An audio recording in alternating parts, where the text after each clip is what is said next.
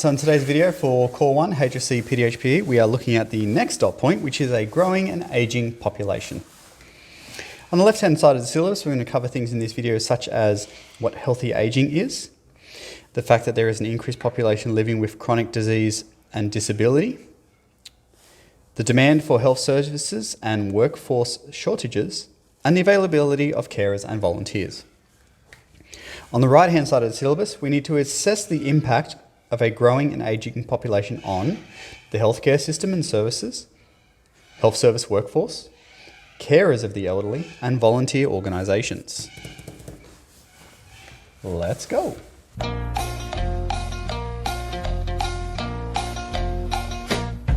All right, so the first concept we need to look at here is healthy aging.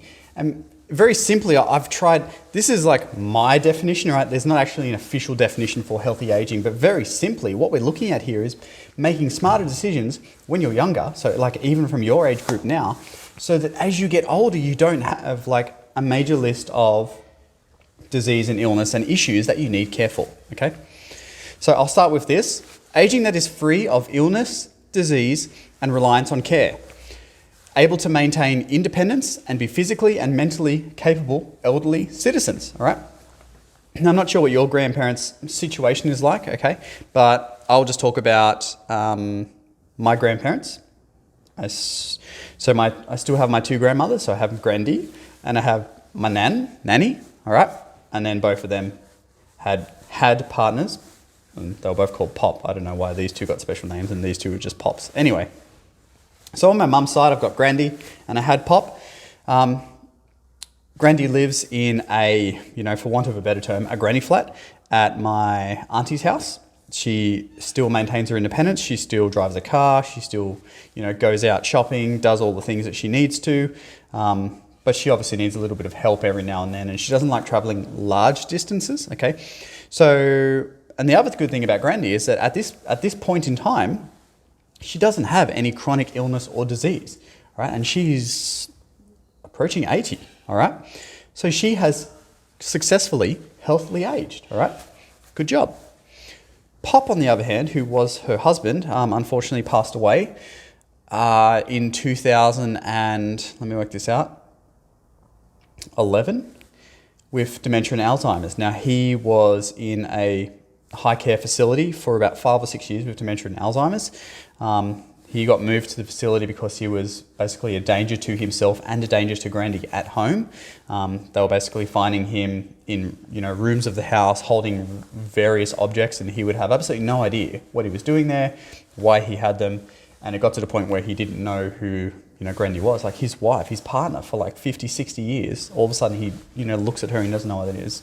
Horrible. I hate Alzheimer's and dementia. Anyway, and then he unfortunately passed away later. So he fits that category of aging with an illness or disease, so therefore he was reliant on care. So you look at, on the other side, I've got Nanny and Pop. Now Pop did pass away not long after my other Pop, interestingly enough, but he was much older. He was like 85 when he passed away. And it was just from respiratory issues, smoker, all of his life. Anyway, so but he didn't go into care. He basically passed away at home. So he maintained his independence as much as possible by being cared for at home by Nan. So Nan lives in a granny flat next door to my dad, okay? And she still maintains her independence. Now, she's got some issues, like, mobility issues aren't great. If she falls over, she hurts herself pretty badly. Like if a single graze on the table there would totally, cut open her skin. She's got really thin skin. However, overall, she's aged pretty healthily too, okay? She doesn't need a carer or a nurse to come and look after her many times a week. I mean, Dad is officially her carer, so you would class my dad as a volunteer, right? Because they do live together, and he obviously checks on her multiple times a day, and they do lots of things together, and he takes her place. Like, she can't drive, but she does catch an Uber, which Dad will order for her, to the club or whatever she wants to do. So she's pretty much maintained her independence too, which is pretty good. So what's the benefit of aging healthily? So we want our older people to get to past post-retirement age and not place a demand on the healthcare service, okay? So by doing that, we are reducing the risk, by healthily aging, they're reducing the risk of developing illness and disease later in life, okay, so you're able to maintain your independence when you're older. And also it reduces the burden on the healthcare system. Like, there's only X amount of nurses and doctors and carers available, okay? And we have this dramatic increased population who are 65 and over, and that's only growing and growing because healthy aging is sort of being successful, all right? So life expectancy is getting longer because people are getting to their older ages and they're being more capable, but also some of them are being more of a burden on the healthcare system. But like I said, there's only X amount of doctors and nurses. We can't just have between last night and today, for example, let's say there was 50,000 people across Australia who are now 70. They've had their 70 birthdays today. Happy birthday, all you people. A large portion of those people will need care, okay? So 50,000 people, a large portion of them now need care. And you don't just need care when you hit 70. I'm just using random terms here. But all of a sudden we didn't employ 10,000 doctors and nurses overnight either. You know, that's not, it's out of proportion. So what I'm saying is the proportion of older people growing older is largely proportionate to the amount of carers and volunteers available. And we'll touch on that later on in the video anyway.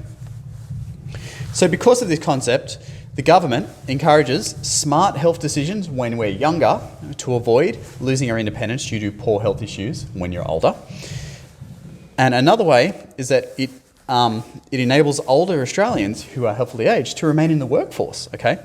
So that does two things. One, it helps them contribute to society. Okay, they're still able to generate income for the country as opposed to sucking income from needing care, etc.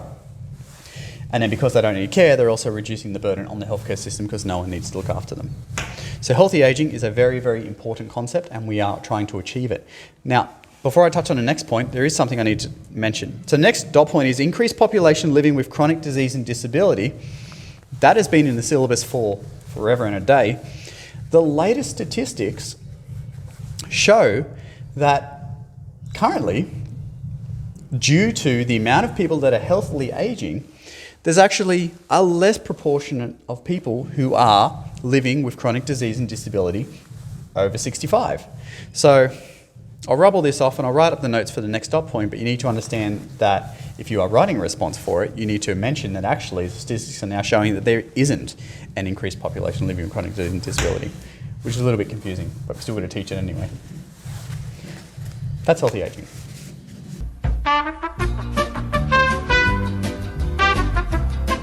So increased population living with chronic disease and disability, but as I just mentioned, the latest statistics show that there is now a lower proportion of aged Australians living with disease and disability. I just wrote dis, you get it. Due to more achieving healthy aging. So for example, it used to look like this. So let's say,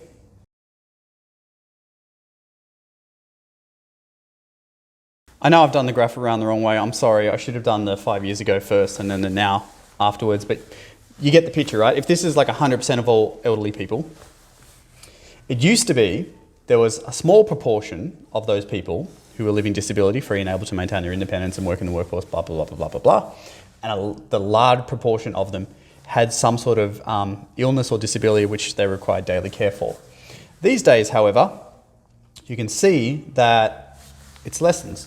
And it hasn't lessened because well, it depends on how you think about this. I was going to say it hasn't lessened because there's less elderly people with disease and disability. But there's the same amount of people that still have disease and disability in older ages. But then there's more people now who are disability free because of healthy aging. And so that all the health initiatives that the government implement, the state government, local government, and the Commonwealth government have implementing and been pressing on us for 20, 30 years now are actually starting to come to fruition. So that's really, really positive, okay? But back to this, CVD, dementia and stroke are the largest contributors to morbidity rates in elderly, okay, which we have covered earlier in the videos, but just reminding you there. Due to the increase in health technology and developments over the years though, it means that these conditions are largely manageable, right? So even if you are 70 years old and you have had a stroke, okay, a large proportion of those people are still able to recover, take daily medication, go and get some therapy, etc., and still live healthy lives. All right. Individuals, however, like I said, there is still a portion of people living with disease and disability, individuals who do not have CVD, rewind. Individuals who do have CVD, dementia, stroke, or any other disease or illness which requires ongoing daily care burdens the healthcare system, because it means somebody's got to go visit them, somebody's got to look after them, or we need to put those people in a hospital bed somewhere, or we need to put them in a healthcare facility and have them monitored daily. And we can't just make buildings. I know everyone's like, oh well, let's just make new aged care facilities, let's just make new hospitals. It doesn't work that way. It costs so much money, so much money. You can't even fathom how much money it costs. Not only the building itself. We're not just talking about a bed and some walls here. We're talking about training a whole bunch of nurses and doctors to look after those people. Actually manufacturing the medication and the health technologies to look after those people. It is such a suck on the economy, all right? Which once again brings back that importance of healthy aging. The more that we can impress the importance of healthily aging into 65 and over means the less burden that they will place on all of the healthcare systems in Australia.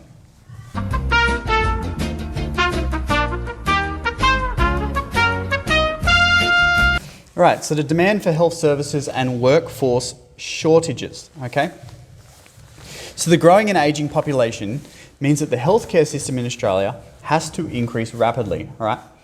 Like I said at the very start of this video, there are more and more Australians who are ageing, okay? So that is the largest growth rate in our population.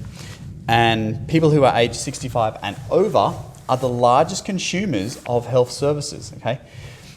Because of this number, this further stresses the importance of the growth rate of the healthcare system, okay?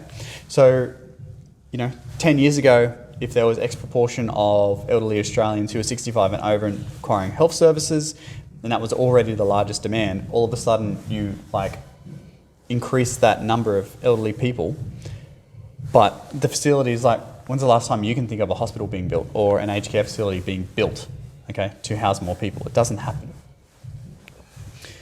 So many who experience health issues over 65 need to move into residential aged care. So what I mean is if you're over 65, you're living at home, you're living independently, okay, you're not burdening the healthcare system, and then you have a heart attack, okay, you go to hospital, obviously, for having a heart attack. But then because your body is tired and aged and it's not as resilient as it once was when you were younger, most of the time you're not just discharged back home, all right? Most of the time you have to be discharged to residential aged care, okay, to be looked after, because the chances of something going bad after that first major health incident over the age of 65 is pretty high. But then the flip side to that is that most aged care facilities are currently already full. And if they're already full, but the amount of people who are 65 and over requiring care is increasing, what are we going to do? What are we going to do? I don't know. I don't know what we're going to do other than build more facilities and train more people in residential aged care. Which is a side note. If you want a guaranteed job for the rest of your life, work in aged care. So there are some strategies that we can do to reduce the burden on the healthcare system, all right? Because we need to, all right? Because the healthcare system is not going to be able to keep up with the growth rate of Australia. So first of all, we need to increase the amount of volunteers and carers. So volunteers, and I'll cover this in the next dot point in a bit more, but volunteers and carers are basically people in either paid or unpaid positions who look after elderly people at home, so they can stay at home, which is really good, which means that you don't burden the health system, okay? But by also addressing the specific needs of elderly people, such as appropriate physical activity, because physical activity is a protective factor in preventing, muscle wastage, bone density, all that kind of stuff, which ends up hospitalising elderly people, all right?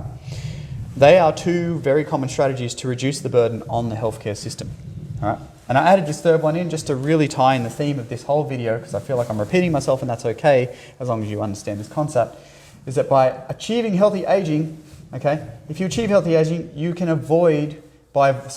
achieving healthy aging by avoiding risk factors earlier on in life, all right, so not smoking, not drinking too much, being physically active, maintaining a healthy weight, all of that stuff means you achieve healthy aging, which means that you don't need to burden the healthcare system, is another effective strategy to reduce that burden. So demand for health services and workforce shortages, okay, is definitely increasing, but there are strategies here that we can do to reduce that burden.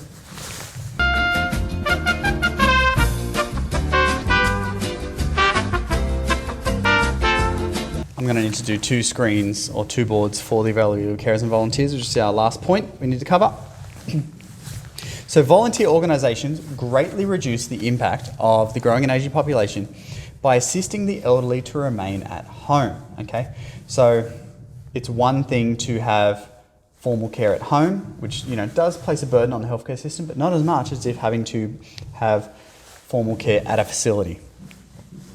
So community care, such as the Home and Community Care Program, which is HACC, and the Community Aged Care Package, CACP, are 2 services and programs that the government runs that enable the elderly to remain at home with low-level care. So what I say by low-level care is that they don't need ongoing medical checks on the daily basis. So it's more like things like domestic help, like cleaning up, right, putting clothes away, all, just that general stuff that elderly people may struggle with. Doing activities, like organising activities, taking them out for the day, physical activity options, hydrotherapy, all that stuff, and then, bringing them back home. And also food and meals, so cooking food or delivering meals, etc. So these things that we take for granted that we can do, a lot of elderly people struggle with, okay? And that's one of the reasons, if you don't have anyone around to help you do these things, then you probably need to move into residential aged care. So we're trying to avoid that by keeping them at home and then having volunteers help out. So we have 2 types. We've got formal carers, okay, which are basically paid carers. Think of community nurses, things like that. Just people that come to your house are paid to do a role, etc. But also you can just get a formal carer, which isn't a nurse. And then there are also informal carers, which are our unpaid volunteers, right? And these people have jobs, okay, and they just help out. But there is also another subcategory of them, which I'll talk about on the next board. The progression usually works this way. So step 1, we have informal care at home. So someone is old, they've aged fairly healthily, so they need low-level care, like this type of stuff. So informal care, which is unpaid volunteers, help out at home. It's usually done by family members, okay? Like I said, my dad looks after my nan, all right? That is informal care at home. He is not qualified in any sense to look after her medically, but he can help out with this type of stuff, all right? So I'll write there family. And if it's not family, there are services down here which do this type of stuff. After informal care, if we now need a higher level of care, so this type of stuff, plus maybe some medical things, or alternatively, if no one is around and no one is available to do informal care, then we need to move to formal care, which is paid care at home. Okay, so people will come and visit them once or twice a day, do all these things, check blood pressure, give medications out, wrap bandages, that kind of stuff. So that's like community nurse type stuff. Who also, may work at a aged care facility or who may work at a hospital, and their job is to basically drive around and visit a whole bunch of people. My mum actually used to do that for many, many years, and I spent many hours when I was a child in the passenger seat of the car, because instead of paying for daycare, she would just sit me in the car with some books and stuff, and she'd drive around and visit all the old people, and I'd just sit in the car and read whatever. Anyway, that's beside the point. And then after that, if we can no longer care for them informally at home, and we can't care for them formally at home, they need to move into a facility, a residential aged care. All right. Examples of volunteer organisations who can do this type of stuff is like Anglicare, so that's obviously run by the church. You've got Meals on Wheels, Nurses on Wheels, etc. So these guys will put together meals and send them out and deliver them and all that kind of stuff. Nurses on Wheels, basically the same thing, but these are basically full-time paid nurses at a hospital who in their spare time volunteer to help out, which is really lovely, okay? So instead of clocking off at 5 o'clock in the afternoon and going and watching some Netflix and chilling, they're actually going and visiting 2 or 3 people who they're caring for. Yeah, so like I said, I'll rub this off, and I've got some other points to finish this video off with.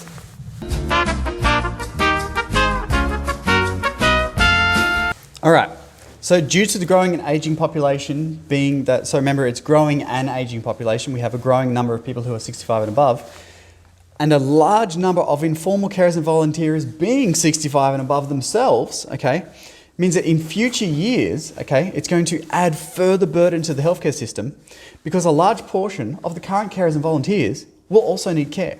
So I mentioned at the start of the video that my dad and my nan, they live sort of together but apart. Like she's in a townhouse next to, which is joined to Dad's house, but there's no door in between the two houses, but it's physically one building.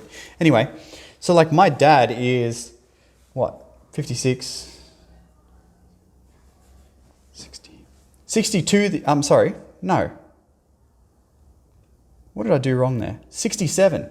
My dad is turning 67 this year, okay? So he's over this. He's caring for Nan, who's like 85. And, he has a history of he's got heart issues, he's got bowel issues, he's got a whole bunch of issues. But at the moment, he's able to care for Nan in an informal capacity. He's very soon going to approach the point where he's going to need care. So all of a sudden, instead of this person, my dad, not burdening the healthcare system by caring for my nan, he needs care and she needs care. So we've gone from needing no carers from the healthcare system to 2 people needing care in the healthcare system. All right? It's just doubled overnight because all of a sudden my dad needs care, right? Which is crazy. And that statistic is increasing because of the amount of people who are 65 and above. So that's a little bit scary, okay?